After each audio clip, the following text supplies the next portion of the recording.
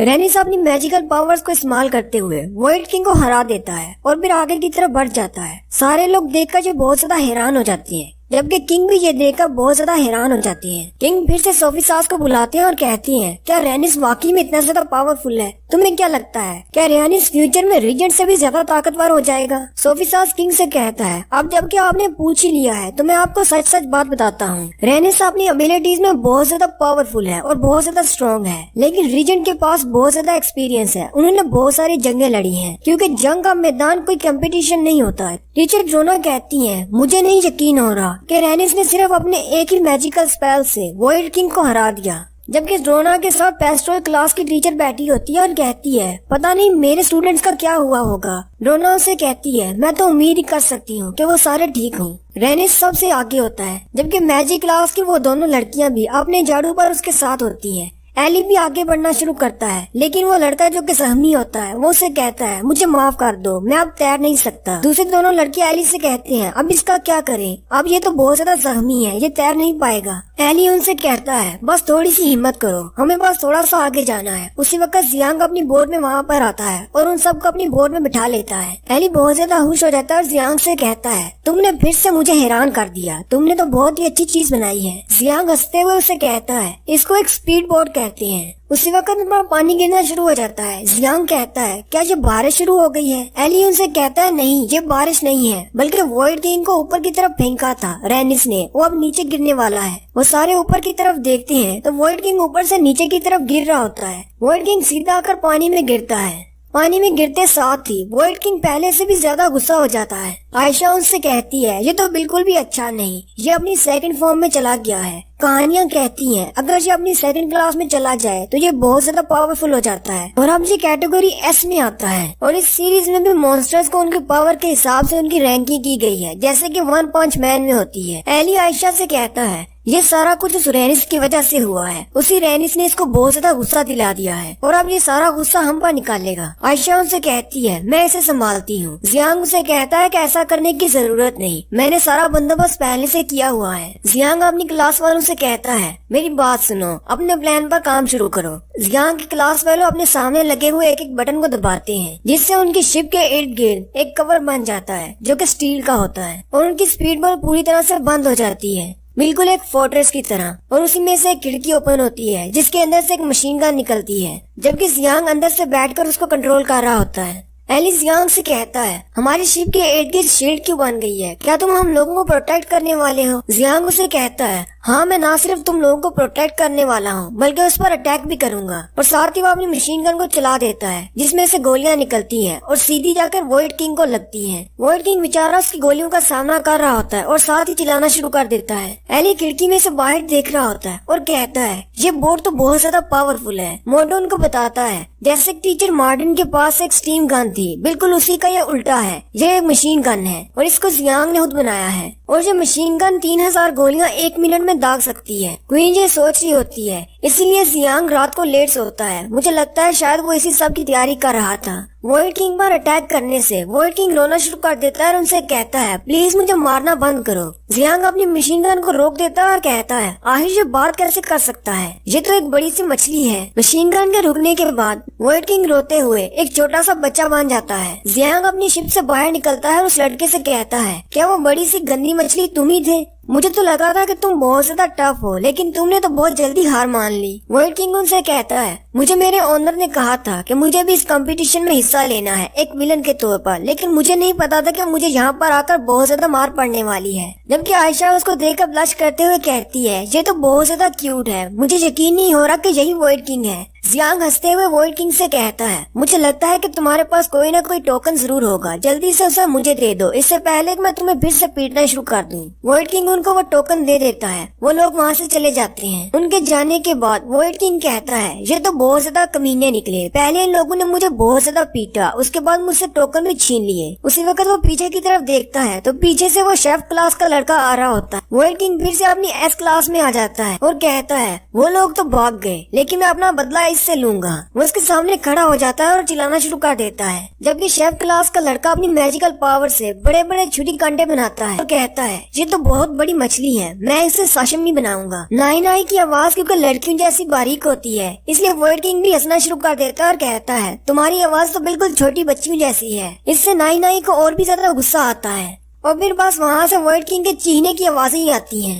Next scene में रेनिस उस lake के पार पहुंच जाता है जहाँ पर सामने उसके पोर्टल होता है जिसको पार करके उसने फॉलन फॉरेस्ट में पहुंचना होता है। उसी पोर्टल के सामने 2 टोकन होते हैं। रेनिस आगे बढ़ता है और उन दोनों टोकन्स को ले लेता है और उस पोर्टल को पार करके अंदर चला जाता है, जबकि वो दोनों जादूगरनियां भी पीछे आ रही होती हैं। ये दोनों जादूगरनियां ट्विन सिस्टर्स हैं। वो दोनों भी नीचे उतर आती हैं। वो देखती हैं तो उनके सामने भी एक और टोकन होता है। वो कहती हैं हमने थोड़ी देर पहले रेनिस को भी यहाँ पर उसे गुजरते हुए देखा था। उसने 2 टोकन हासिल किए थे, हमारे लिए सिर्फ 1 टोकन क्यों है। उसकी दूसरी बहन उसे कहती है मुझे लगता है शायद फर्स्ट आने वाले के लिए 2 टोकन होंगे और सेकंड वाले के लिए 1 ही टोकन होगा। वो दोनों उस टोकन को रख लेती हैं और उस पोर्टल को पार कर जाती हैं और कहती हैं हमें बस रेनिस के पीछे रहना है ताकि हम सेकंड पोजीशन पर ही रहें। उन दोनों के पोर्टल पार करने के बाद वहाँ पर जियांग और उसकी पूरी टीम आ जाती है। जियांग के हाथ में 2 टोकन होते हैं जो कि उसने वॉइड किंग से लिए होते हैं। जियांग कहता है मुझे पहले से पता था कि बॉस को मारने से हमें टोकन जरूर मिलेंगे। जियांग मोडो से कहता है ये टोकन तुम लोग रख सकते हो। मोडो से कहता है कि हम लोग ये कैसे रख सकते हैं, उस मॉन्स्टर को तुमने हराया था। वैसे भी हमें नहीं लगा था कि हम लोग सेकंड राउंड में आ भी पाएंगे, लेकिन तुम्हारी वजह से हम सेकंड राउंड तक पहुँच चुके हैं। लेकिन अगर तुम इस टोकन को देना ही चाहते हो तो अपनी वाइफ को क्यों नहीं दे देते। जियांग एक टोकन मोटो को दे देता और कहता है दूसरा मैं वैसे भी उसको देने वाला था।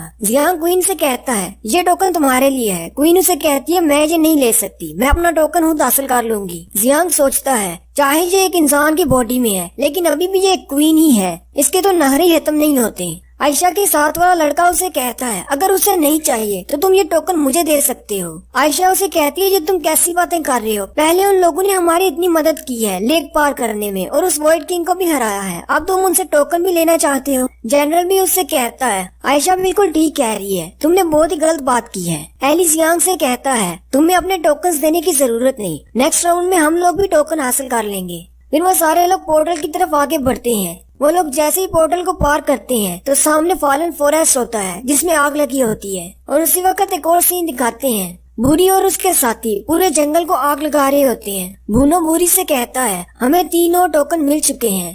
3 टोकन हमारे पास पहले से थे, हमारे पास टोटल 6 टोकन हो गए हैं, क्या हमें अभी भी उन्हें रोकने की जरूरत है। बुश उसे कहता है मैंने यालू से प्रॉमिस किया था कि जियांग यहाँ से जिंदा वापस नहीं जाएगा। इस जंगल की आग से वो लोग मरने वाले नहीं हैं, लेकिन मेरा मकसद ये था कि हम लोग यहाँ के गार्डियन को बाहर निकालें। इस आग को देखकर वो गार्डियन जरूर बाहर आएगा। बुरी उनसे कहता है तुम्हारा आइडिया तो बहुत ही जबरदस्त है, अगर एक बार गार्डियन बाहर आ गया तो वो उन सबको जरूर मार देगा, क्योंकि जंगल में आग लगने की वजह से वो बहुत ज्यादा गुस्से में होगा। जियांग और उसकी टीम धुएं और आग में से आगे चलते हुए जा रहे होते हैं। उसी वक्त एक सांप भागता हुआ आता है और मोटो के पास से गुजर जाता है, जिसे देखकर मोटो बहुत ज्यादा डर जाता है। जनरल उनसे कहता है ये सारे लोग आग की वजह से यहाँ से भाग रहे हैं। जियांग उनसे कहता है एक गेम के दौरान पूरे जंगल को आग लगा देना, ऐसा आइडिया किसके दिमाग में आ सकता है। आयशा उनसे कहती है ये गेम का हिस्सा नहीं है, मुझे लगता है ये किसी इंसान ने खुद लगाई है। जियांग उससे कहता है क्या तुम्हें लगता है कि ये रेनिस ने किया है। आयशा उससे कहती है नहीं, रेनिस की पावर्स बहुत ज्यादा है, लेकिन वो एक किंग की तरह सोचता है, वो कभी भी ऐसा नहीं कर सकता। उसी वक्त जियांग की तरफ एक एनर्जी बॉल आता है। जियांग उसे डॉज करता है। आयशा उनसे कहती है ये तो मैजिक क्लास की ट्विन सिस्टर की मैजिक बॉल थी। मोटो उनसे कहता है कि दूसरी तरफ देखो, वहाँ पर कोई फाइट कर रहा है। वो लोग भागते हुए दूसरी तरफ जाते हैं। वहाँ पर वो ट्विन सिस्टर्स बड़े बड़े दरख्तों के साथ फाइट कर रही होती हैं। वहाँ पर बड़े बड़े ट्री मॉन्स्टर्स होते हैं जिन्होंने ट्विन सिस्टर्स में से एक को पकड़ रखा होता है। दूसरी उन पर अटैक कर रही होती है और उनसे कहती है मेरी बहन को छोड़ दो। वो ट्री मॉन्स्टर्स उनसे कहते हैं तुम इंसान बहुत ज्यादा घटिया हो, तुमने हमारे जंगल को आग लगा दी, हम लोग तुम्हें यहाँ से जाने नहीं देंगे। वो ट्री मॉन्स्टर्स दूसरी लड़की पर अटैक कर रही होती हैं। वो अपने सामने एक शील्ड बनाती है और अपने आप को प्रोटेक्ट करती है, लेकिन उसकी शील्ड बहुत ज्यादा छोटी होती है। ट्री मॉन्स्टर्स अपनी जड़ों से उस पर अटैक करते हैं, जबकि उसी वक्त आयशा आगे बढ़ती है और अपने आइस मैजिक से क्रिस्टल्स बनाती है और उसकी जड़ों को काट देती है। ट्विन सिस्टर आयशा को देखकर बहुत ज्यादा खुश हो जाती है। जियांग उनको देखकर कहता है यहाँ पर तो बहुत सारे ग्रूट्स हैं। ट्री मॉन्स्टर उनसे कहता है तुम जैसे इंसानों को जिंदा रहने का कोई हक नहीं, तुमने हमारे जंगल को जला दिया, हम तुम्हें मार देंगे। जबकि उसी वक्त एली आगे बढ़ता है और उस बड़े से ट्री मॉन्स्टर को अपना पंच मारता है, जिससे वो टुकड़े टुकड़े हो जाता है। साथ ही क्वीन भी आगे बढ़ती है और अपनी तलवार से एक ट्री मॉन्स्टर को काट देती है और उसके छोटे छोटे टुकड़े कर देती है। लेकिन थोड़ी ही देर के बाद वो सारे ट्री मॉन्स्टर्स वापस जिंदा हो जाते हैं, उनकी जड़ें वापस आपस में जुड़ जाती हैं और वो फिर से ट्री मॉन्स्टर बन जाते हैं। ट्विन सिस्टर उनसे कहती है इन पर अटैक करना बिल्कुल बेकार है, ये वापस से रीजनरेट कर जाते हैं, इनके पास रीजनरेशन की पावर है, इसीलिए मैं और मेरी बहन इनको हरा नहीं पाए।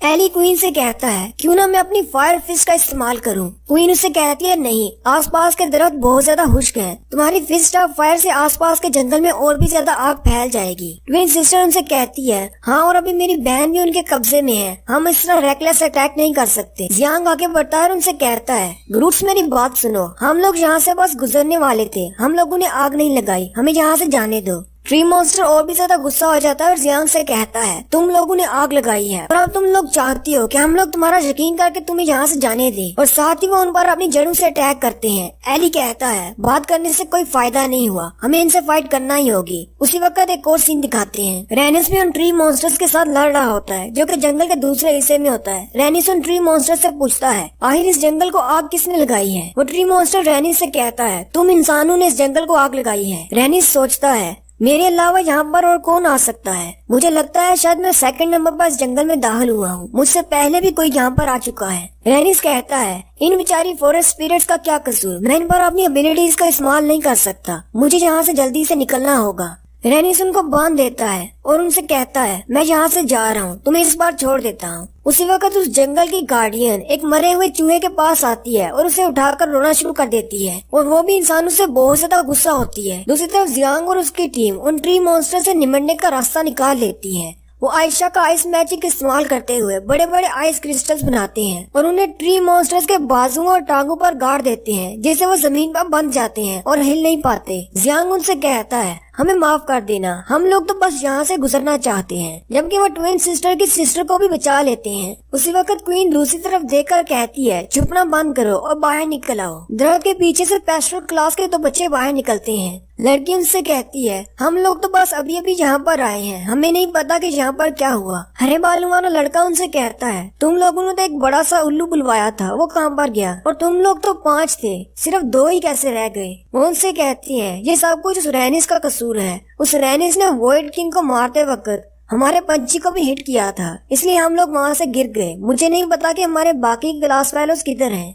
पेस्टल क्लास के लड़के को बातें करते हुए देखकर एली चिल्लाकर उसे कहता है तुम तो एक लड़के हो। वो लड़का एली से कहता है क्या, तो तुम्हें पहले नहीं पता था, क्या तुमने पहले कोई हॉट लड़का नहीं देखा। वो जी क्लास के लड़के हंसना शुरू कर देते हैं और कहते हैं हमने ऐसा लड़का पहले कभी नहीं देखा जो लड़कियों जैसा हो। उसी वक्त एली और जी भी सामने खड़े हो जाते हैं और उनसे कहते हैं हमें लगता है कि कुछ स्ट्रॉन्ग बाउंड्री फोर्स वाला शख्स यहाँ पर आ रहा है, और यहीं पर हमारे जंगल की गार्डियन की एंट्री होती है। जंगल की गाड़ियां दूर से ही अपनी जड़ों से उन पर अटैक करती है। आयशा आगे बढ़ती है और सामने एक शील्ड बना लेती है, लेकिन उसकी जड़ों की पावर इतनी ज्यादा होती है कि वो उसकी शील्ड को तोड़ देती है। जियांग कहता है यहाँ पर हो क्या रहा है, अब ये कौन आ गया जो हम पर अटैक कर रहा है। आयशा उनसे कहती है ये तो बहुत ज्यादा पावरफुल अटैक था, मुझे लगता है कि जंगल की गाड़ियां आ गई है। फिर वह सारी जड़ें आपस में मिल जाती है और वहाँ पर एक लड़की बनती है जो कि इस जंगल की गार्डियन है, और वो बहुत ज्यादा गुस्से में होती है और इन सबको गाली देते हुए कहती है तुम लोगों की इतनी हिम्मत, तुम लोगों ने मेरे जंगल को आग लगा दी। गार्डियन का नाम क्वीन ऑफ थॉर्न्स यानी कांटों की क्वीन होता है,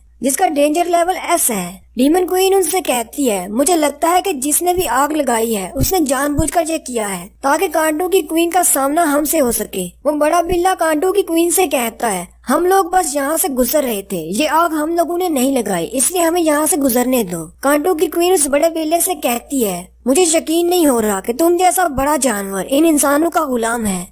और साथ ही क्वीन अपनी मैजिकल पावर को इस्तेमाल करती है और उन पर अटैक करती है। कांटों की क्वीन अपनी जड़ों को इस्तेमाल करते हुए उन पर अटैक कर रही होती है, जबकि डीमन क्वीन अपनी तलवार से उसकी जड़ों को काट देती है। एक तरफ से डीमन क्वीन अपनी तलवार के साथ उस पर वार करने के लिए आगे बढ़ती है, जबकि दूसरी तरफ से आयशा अपने आइस मैजिक के साथ उस पर अटैक कर रही होती है।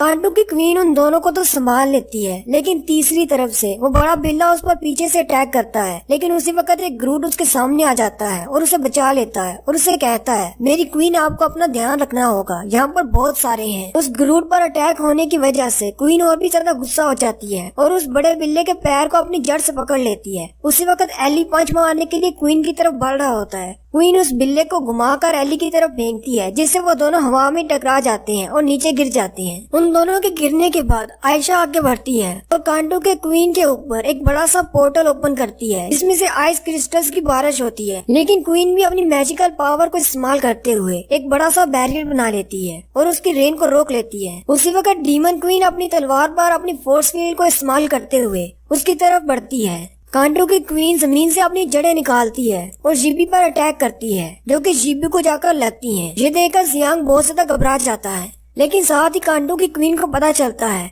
कि वो डीमन क्वीन नहीं बल्कि उसकी इल्यूजन होती है। हमारी डीमन क्वीन मैजिक और तलवारबाजी दोनों को इकट्ठा इस्तेमाल कर रही होती है और उसने अपने बहुत सारे क्लोन्स बनाए होते हैं। वो अपने 4 क्लोन्स के साथ उस पर एक साथ अटैक करती है और उसे सेंटर से काट देती है। लेकिन उसी वक्त डीमन क्वीन एक और दरख्त में से बाहर निकल आती है और डीमन क्वीन पर अटैक करने के लिए आगे बढ़ती है। लेकिन उसी वक्त एक बड़ा सा फ्राई पैन आकर उसके चेहरे पर लगता है, जो कि उस शेफ ने मारा होता है। कांटो की क्वीन दूर जाकर गिरती है। डीमन क्वीन कहती है, आखिर ये क्या चीज थी। वो जैसे ही पीछे की तरफ देखते हैं तो इस शेफ ने वॉइड किंग की मूंछें काटकर अपने कंधे पर टांगी होती हैं और उनसे कहता है, पहले मुझे एक मछली मिली, अब एक स्नेक। आज तो मैं बहुत ही अच्छी डिश बनाने वाला हूँ। नाई नाई उनसे कहता है, यहाँ पर तुम सारे इतने लोग हो फिर भी तुम उसे नहीं हरा पा रहे। नाई नाई की आवाज सुनते ही जियांग और मोडो हंसना शुरू कर देते हैं और कहते हैं, इसकी आवाज तो देखो बिल्कुल लड़कियों जैसी है। नाई नाई को उनकी बातें सुनकर गुस्सा आता है। जियांग उससे कहता है, हमें माफ कर दो, चलो तुम्हारी आवाज की वजह से यहाँ पर थोड़ी सी टेंशन कम हो गई। ये सुनकर नाई नाई भी खुश हो जाता है और कहता है, चलो मेरी आवाज कहीं पर तो काम आई। डीमन क्वीन आयशा से कहती है, मैंने उस पर इतने जोर से हिट किया था, लेकिन फिर वो दोबारा दरख्तों से कैसे निकल आई। आयशा उसे बताती है, कांटो की क्वीन इस जंगल की गार्डियन है और उसकी जड़ें इसी पूरे जंगल में फैली हुई हैं। तुम उसे जहाँ से भी काटोगी वो किसी भी दरख्त से बाहर निकल आएगी। कांटो की क्वीन फिर से उठ खड़ी होती है और इस बार पहले से भी ज्यादा गुस्से में होती है और उनसे कहती है, तुम सब लोग यहीं पर मरने वाले हो। नाई नाई अपने पास से फिर से एक बड़ा सा पैन बना लेता है। जियांग कहता है, तो इसका मतलब थोड़ी देर पहले इसने अपने फ्राई पैन से ही उस पर अटैक किया था। वो लोग फिर से उससे फाइट करने के लिए आगे बढ़ते हैं, जबकि पेस्ट्रो क्लास वाले वहीं पर खड़े होते हैं। जियांग उनसे कहता है, तुम लोग फाइट क्यों नहीं कर रहे। पेस्ट्रो क्लास का लड़का उसे कहता है, इससे क्या फर्क पड़ता है क्योंकि हमें फाइट आती ही नहीं। जियांग उनसे कहता है, अच्छा तो तुम्हें हीलिंग स्पेल्स तो आते ही होंगे। फाइट में जो लोग जख्मी होंगे क्या तुम उनको हील कर सकते हो। अगर तुम उनको हील करोगे तो मैं तुम्हें इसके बदले में एक टोकन दूंगा। कांटो की क्वीन इस पर बहुत ज्यादा गुस्सा होती है और उनसे कहती है, तुम लोग सिर्फ कीड़े मकोड़े हो, मैं तुम सब लोगों को यहीं जमीन में गाड़ दूंगी। इसी वक्त उन सब के आसपास से बहुत सारी जड़ें निकलती हैं और उन सब को पकड़ लेती हैं, जबकि उसकी जड़ों पर बहुत सारे कांटे भी होते हैं जो कि उनकी बॉडीज में लगती हैं, जिससे उनके खून निकलना शुरू हो जाता है। क्वीन और एली दोनों अकेले ही बचते हैं, जो कि अभी भी उससे फाइट कर रहे होते हैं, लेकिन वो भी थक जाते हैं और वो भी उसकी जड़ों के हाथों पकड़े जाते हैं। और उसी वक्त जियांग की मॉडर्न वेपन्स की एंट्री होती है। कांटो की क्वीन के ऊपर गोलियों की बरसात हो रही होती है। फौजी क्लास के सारे लड़कों के पास गन्स होती हैं और वो उस पर गोलियां चला रहे होते हैं, जबकि मोटो उन सबके पास खड़ा होकर उनसे कह रहा होता है, अपना निशाना ठीक से लगाओ और इन पर गोलियां चलाओ। क्वीन अपनी जड़ों से अपने आप को प्रोटेक्ट करती है और कहती है, आखिर ये किस किस्म का अटैक है। पेस्ट्रो क्लास के लड़के भी देखकर बहुत ज्यादा हैरान हो जाते हैं और कहते हैं, हमें लगता है शायद ये फौजी क्लास वाले लड़कों ने इन्वेंट किया है, ये तो बहुत ज्यादा पावरफुल वेपन्स हैं। और उसी वक्त जियांग की एंट्री होती है, जिसने एक सब मशीन गन बनाई होती है जो कि मूविंग रोवर की तरह होती है। उसके ऊपर एक चेयर होती है जिस पर वो बैठा होता है और उसे कंट्रोल कर रहा होता है। जियांग उनसे कहता है, अब तुम लोग रुक सकते हो। मोटो सारे बच्चों से कहता है, ठीक है तुम लोग फायरिंग रोक दो, अब जियांग को संभालने दो। जियांग आगे बढ़ता है और कांटो की क्वीन से कहता है, हम ये बात अच्छी तरह से जानते हैं कि हम तुम्हारे टेरिटोरी में हैं, लेकिन हम लोगों ने ये आग नहीं लगाई, हम लोग बस यहाँ से गुजरना चाहते हैं। अगर तुम हमें रोकने की कोशिश करोगी हम लोग तुम्हें मार देंगे। कांटो की क्वीन उससे कहती है, बकवास बंद करो, और साथ ही वो वहाँ से गायब होकर एक दूसरे दरवाजे से बाहर निकलती है जो कि जियांग के पास होता है और जियांग पर अटैक करने के लिए आगे जंप करती है। जियांग जल्दी से अपनी गन को पीछे की तरफ घुमाता है और उस पर गोलियां चलाता है। साथ ही फोर्जिंग क्लास के दूसरे लड़के भी उस पर गोलियां चलाना शुरू कर देते हैं। डीमन क्वीन आगे बढ़ती है और उनसे कहती है, फायरिंग बंद करो,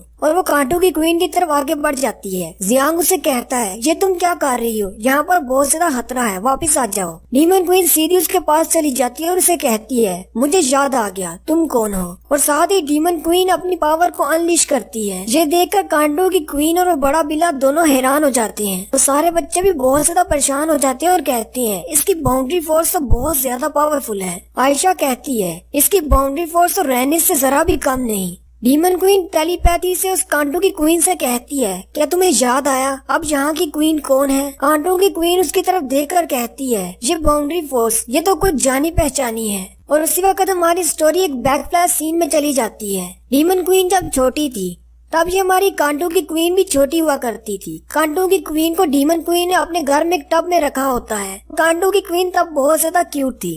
इन दोनों का आपस में बहुत ज्यादा लगाव था, लेकिन पानी में रहते हुए कांटों की क्वीन बहुत ज्यादा बीमार हो जाती है। बूढ़ी जादूगरनी डीमन क्वीन से कहती है, ये हमारी बस्ती में नहीं रह सकती क्योंकि स्ट्रॉन्ग मैजिक के इर्द गिर्द इसके लिए रहना खतरे से हाली नहीं। फिर वो बूढ़ी जादूगरनी और डीमन क्वीन उस कांटों की क्वीन को उठाते हैं और इंसानों की बस्ती में ले जाते हैं, एक रेगिस्तान में। डीमन क्वीन उस कांटों की क्वीन को उस रेगिस्तान में गाड़ देती है, या फिर ऐसे कह लें कि एक पौधे की तरह उसको जमीन में लगा देती है। डीमन क्वीन उससे कहती है, मैं तुम्हें वापस लेने के लिए आऊंगी जब तुम बड़ी हो जाओगी। मैं देखना चाहूंगी कि तुम बड़ी होकर कैसी दिखती हो। जल्दी से बड़ी हो जाओ और इस सारी जगह को एक जंगल में बदल दो। और फिर हमारी स्टोरी प्रेजेंट में आ जाती है। कांटों की क्वीन डीमन क्वीन को देखकर रोना शुरू कर देती है और डीमन क्वीन का नाम लेने लगती है। डीमन क्वीन उसे कहती है, बात मत करो, मेरी आइडेंटिटी इनके सामने मत जाहिर करो। वो बिल्ला दूर से कहता है, यांग की बीवी से जो मैजिकल पावर निकल रही है ये तो बहुत ज्यादा इवल है। ऐसी बाउंड्री फोर्स तो डीमन ट्राइब वालों की होती है जो कि डार्क बाउंड्री फोर्स है। वो सारे बच्चे उस बिल्ले की बात सुनकर हैरान हो जाते हैं और कहते हैं,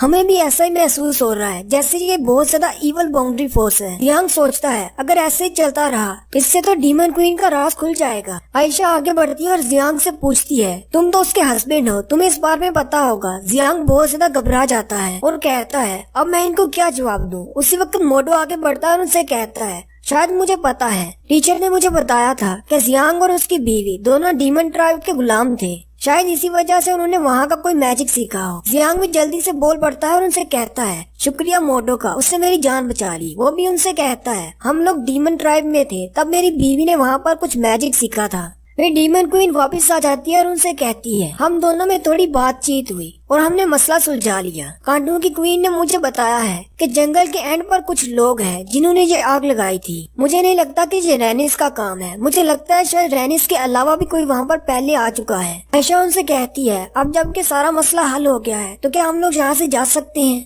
इसाबेला क्वीन उसे कहती है, नहीं, पहले हमें इस जंगल की आग को बुझाना होगा। जियांग भी उनसे कहता है, हाँ ये बिल्कुल ठीक कह रही है, क्योंकि ये आग हमने नहीं लगाई, लेकिन हमारा फर्ज बनता है कि हम इस आग को बुझाएं। मोडो उससे कहता है, क्या तुम्हारे पास कोई आइडिया है कि हम इस आग को कैसे बुझाएंगे? जियांग कहता है कि मुझे सोचने दो। उसी वक्त वो ट्विन सिस्टर्स कहती हैं, ये काम हम पर छोड़ दो, हम इस आग को बुझाते हैं। वो ट्विन सिस्टर्स उनसे कहती हैं, हमारी मैजिकल पावर इलेक्ट्रिक बेस है, इसलिए हम बादलों को भी बुला सकती हैं। आयशा उनसे कहती है, अगर तुम लोगों ने वो सीक्रेट मैजिक इस्तेमाल किया तो तुम्हारी सारी पावर खत्म हो जाएगी और तुम आगे नहीं बढ़ पाओगी। ट्विन सिस्टर्स उनसे कहती हैं, कोई बात नहीं, हम लोग रिस्क लेने को तैयार हैं, हम लोग वैसे भी आगे नहीं जाएंगी, क्योंकि अगर तुम लोग यहाँ पर नहीं होते तो हम लोग तो इस राउंड को पार भी नहीं कर पाते। फिर वह दोनों सिस्टर्स आगे बढ़ती हैं और अपनी मैजिकल पावर को इस्तेमाल करते हुए एक बड़ा सा समनिंग बैरियर बनाती हैं, जिसमें से इलेक्ट्रिसिटी निकलती है जो कि आसमान की तरफ जाती है और आसमान में बहुत सारे बादल इकट्ठा हो जाते हैं जिससे बरसात होती है और वो सारी की सारी आग बुझ जाती है। कांटों की क्वीन आगे बढ़ती है और उनसे कहती है, मुझे तुम लोगों पर इल्जाम नहीं लगाना चाहिए था, इसलिए मैं तुम सब लोगों से माफी मांगना चाहती हूँ। जियांग कांटों की क्वीन से कहता है, हम लोग तुम्हारे जंगल में बिना पूछे दाखिल हुए हैं, इसलिए जो हमारी भी गलती बनती है, इसलिए हम लोग उन लोगों को ढूंढेंगे जिन लोगों ने इस जंगल को आग लगाई और उनको सजा देंगे। कांटों की क्वीन से बात सुनने के बाद बहुत सारी जड़ों में से जमीन के अंदर से बहुत सारे टोकन्स निकाल लाती है। वो जमीन के अंदर से टोटल 5 टोकन निकाल कर लाती है और उनको दे देती है। वो सारे के सारे टोकन डीमन क्वीन को देती है। आयशा खुश हो जाती है और कहती है, जीबी ने तो 5 टोकन हासिल कर भी लिए। कांटों की क्वीन उससे कहती है, हमारे दरमियान गलतफहमी को दूर करने के लिए ये मेरा टोकन ऑफ एप्रिसिएशन है, तुम इसे रख लो। पेस्टर क्लॉस के दोनों बच्चे दोनों बहनों को हील कर रहे होते हैं। जीबी उनकी तरफ जाती है। क्वीन अपने पास से 2 टोकन निकालती है और उन दोनों बहनों को दे देती है और कहती है, तुम लोगों ने आग बुझाने में बहुत ज्यादा मेहनत की है, इसलिए जो 2 टोकन तुम रख लो। ट्विन सिस्टर उसे कहती है, तुम्हारा शुक्रिया, लेकिन हम ये नहीं रख सकते क्योंकि हम इस कंपटीशन से बाहर जा रहे हैं। क्वीन उनसे कहती है, क्या तुम लोग हमारे साथ आगे नहीं जा रहे? ट्विन सिस्टर्स उसे कहती हैं, हाँ, हम लोगों की बाउंड्री फोर्स खत्म हो चुकी है, इसलिए हम लोग आगे नहीं बढ़ पाएंगे। पेस्टर क्लॉस वाले बच्चे जीबी से कहते हैं, हम लोग ये टोकन रख सकते हैं अगर तुम इन्हें फेंक नहीं चाहती हो तो। क्वीन वो दोनों टोकन उन दोनों को दे देती है। लड़का उस लड़की से कहता है, सिस्टर चलो हम दोनों एक एक रख लेते हैं। जबकि जियांग उनको देखकर हैरान हो रहा होता है और कहता है ये दोनों किसी भी एंगल से सिस्टर ब्रदर नहीं लगते। उसी वक्त ट्विन सिस्टर्स उनसे कहती है हमारे पास भी एक टोकन है, तुम लोग ये भी रख सकते हो। वो दोनों एक दूसरे का हाथ पकड़ लेते हैं और खुश हो जाते हैं और कहते हैं इस तरह तो हमारे पास 3 टोकन हो जाएंगे और हम इनसे आगे निकल जाएंगे। जियांग चिल्लाकर उनसे कहता है अब बस भी करो, तुम दोनों सिस्टर ब्रदर नहीं हो। एली फिर से पंप अप हो जाता है और कहता है चलो फिर नेक्स्ट राउंड में चलते हैं। उनके वहाँ से जाने के बाद कांटो की क्वीन डीमन क्वीन से कहती है मास्टर क्या मैं अभी आपके साथ आ सकती हूँ? डीमन क्वीन उसे कहती है नहीं अभी नहीं, अभी मैं खुद इंसानों से भागने का एक रास्ता ढूंढ रही हूँ, लेकिन मैं एक दिन तुम्हें वापस लेने जरूर आऊंगी। ये बात सुनकर कांटो की क्वीन बहुत ज्यादा खुश हो जाती है। जैसे वो लोग फॉरेस्ट के एंड पर पहुँचते हैं, पोर्टल के सामने एक और टोकन होता है। हरे बालों वाला लड़का कहता है यहाँ सामने तो एक और टोकन है, लेकिन हम में से कौन इस टोकन को लेगा? यहाँ पर तो बहुत सारे लोग हैं। जियांग उनसे कहता है तो क्यों ना हम लोग रॉक पेपर सीजर खेलें। ये बात सुनते ही वो सारे लोग हैरान हो जाते हैं क्योंकि उन्हें पता ही नहीं होता कि रॉक पेपर सीजर कौन सी गेम है। जियांग उनसे कहता है अच्छा ठीक है, मैं तुम लोगों को सिखाता हूँ कि रॉक पेपर सीजर कैसे खेलते हैं। कुछ देर के बाद वो सारे लोग रॉक पेपर सीजर खेलते हैं और रॉक पेपर सीजर में एली जीत जाता है। एली आगे बढ़ता है और जैसे ही उस टोकन को पकड़ने वाला होता है उसी वक्त वहाँ पर रिजेंट की बेटी आती है और अपना हंटर मार कर उससे वो टोकन छीन लेती है। वहाँ पर आर्चरी और ड्रूइड क्लास के बच्चे आ जाते हैं। वो लोग उन्हें देखकर हैरान हो जाते हैं। जियांग चिल्लाकर उससे कहता है ये एली का टोकन था, तुम इसे नहीं ले सकती। मोटो भी चिल्लाते हुए उनसे कहता है तुम लोगों ने इसे चोरी किया है, अभी इसे वापस करो।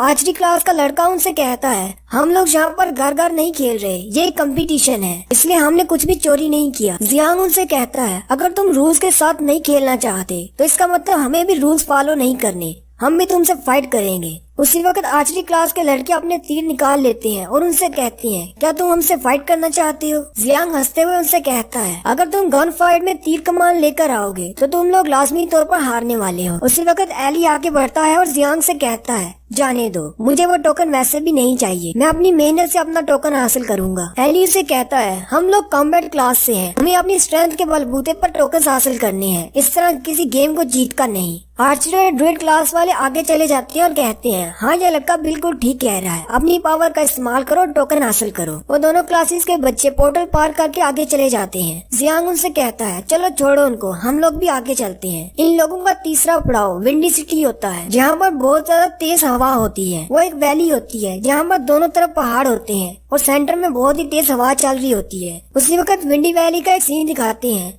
जहाँ पर पत्थर के बड़े बड़े मॉन्स्टर्स बुरी और उसकी टीम के साथ लड़ रहे होते हैं। वहाँ पर इतनी ज्यादा तेज हवा होती है कि बुरी अपने पाँव पर खड़ा नहीं हो पा रहा होता। बुरी कहता है कि ऐसी तेज हवा में इन मॉन्स्टर्स के साथ फाइट करना बहुत ज्यादा मुश्किल होता जा रहा है। बुरी की क्लास के कुछ बच्चे हवा की वजह से उड़कर पीछे गिर जाते हैं और कहते हैं हम इनको नहीं हरा सकते और हम ना ही आगे बढ़ सकते हैं। बुश उनसे कहता है हमें अपनी सारी बाउंड्री फोर्स इस्तेमाल करना होगी ताकि हम इनको हरा सके।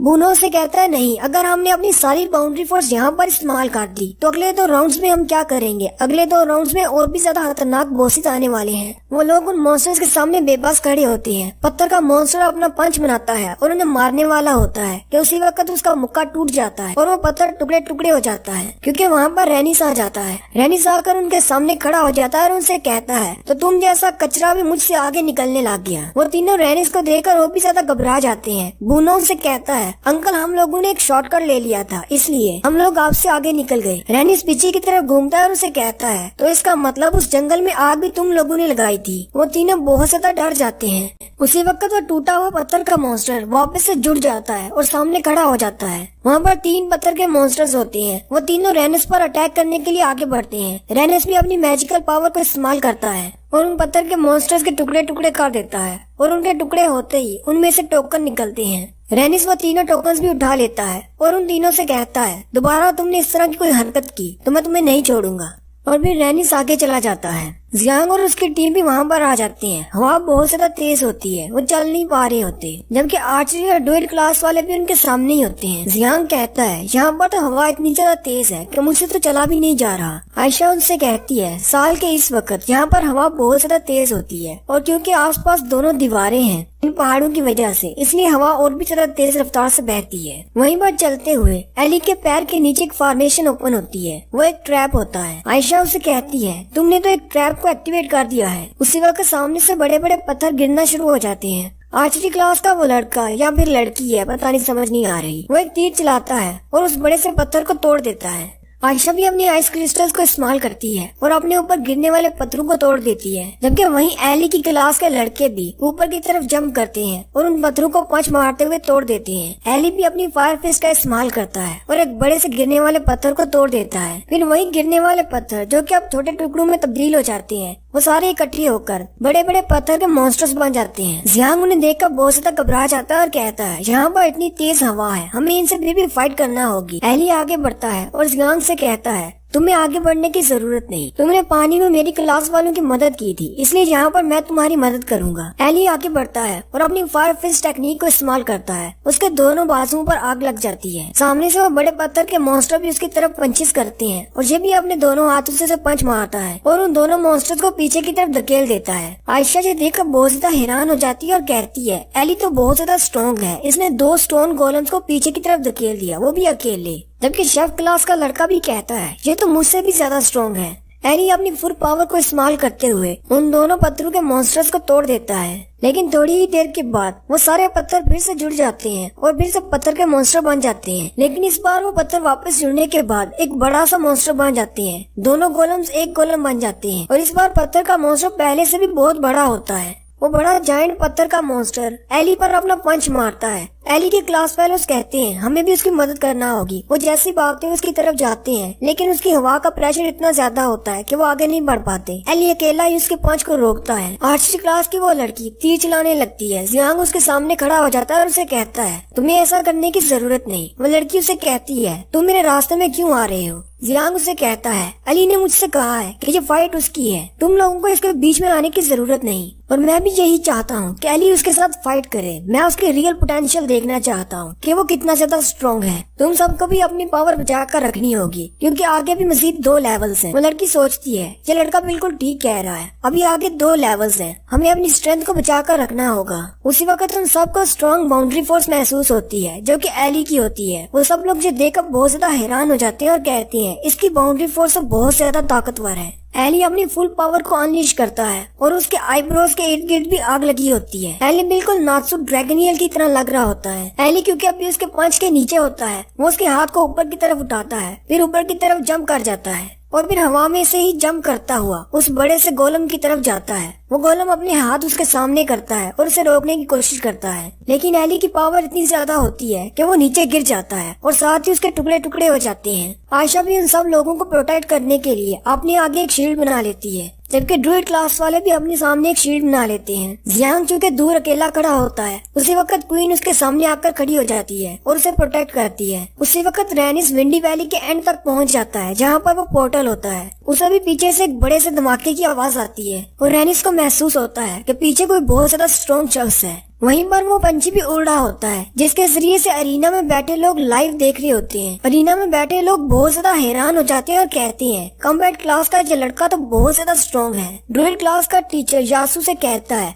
माइक यासू, तुम्हारी क्लास के बच्चे तो बहुत ज्यादा शानदार हैं, तुमने तो बहुत ही अच्छी स्टडी करवाई है। टीचर माइक यासू उनसे कहती हैं, मेरे स्टूडेंट में बहुत ज्यादा पोटेंशियल है और मुझे लगता है कि वो एक दिन मुझसे भी ज्यादा स्ट्रॉन्ग हो जाएगा। वहीं जियांग के सामने क्वीन खड़ी होती है और उसे प्रोटेक्ट कर रही होती है और जियांग से कहती है, मेरे पीछे ही रहना। जियांग शर्माते हुए उसकी तरफ देखता है और कहता है, इसके इस मूव से तो मुझे इससे प्यार हो गया है। एली वापस जंप करता है और जियांग के पास आ जाता है। जियांग एली से पूछता है, क्या तुमने उस पत्थरों के मॉन्स्टर को हरा दिया? एली उसे कहता है, हाँ क्यों नहीं, मैंने इसको हरा दिया। जियांग उसके बाजू देखता है जो कि जल चुके होते हैं। जियांग कहता है, तुम्हारे बाजू तो जल चुके हैं। एली उसे कहता है कि तुम्हें परेशान होने की जरूरत नहीं, ये तो बस छोटे छोटे स्क्रैच हैं। मेरी फायर फिस्ट को इस्तेमाल करने के बाद ऐसा ही होता है। एली बहुत ज्यादा खुश होता है क्योंकि उस मॉन्स्टर को मारने के बाद एली को 2 टोकन मिलते हैं। आयशा एली से पूछती है, अभी जो बाउंड्री फोर्स थी क्या वो तुम्हारी थी? एली उसे कहता है, हाँ मेरी थी। आयशा कहती है, तुम्हारी पावर तो बहुत ज्यादा है, अगर हम लोग नेक्स्ट राउंड में पहुंच भी जाते हैं तो अगर तुमसे हमारा सामना हुआ तो हम लोग कभी भी नहीं जीत पाएंगे। जबकि मोटो भी उससे कहता है, मुझे भी ऐसा ही लगता है कि हमें अभी इस टूर्नामेंट से बाहर हो जाना चाहिए, क्योंकि एली बहुत ज्यादा स्ट्रॉन्ग है, हम इसका सामना नहीं कर पाएंगे। जबकि ड्रूइड और आर्चरी क्लास वाले भी ये देखकर बहुत ज्यादा हैरान होते हैं और कहते हैं, ये लड़का तो बहुत ज्यादा स्ट्रॉन्ग है।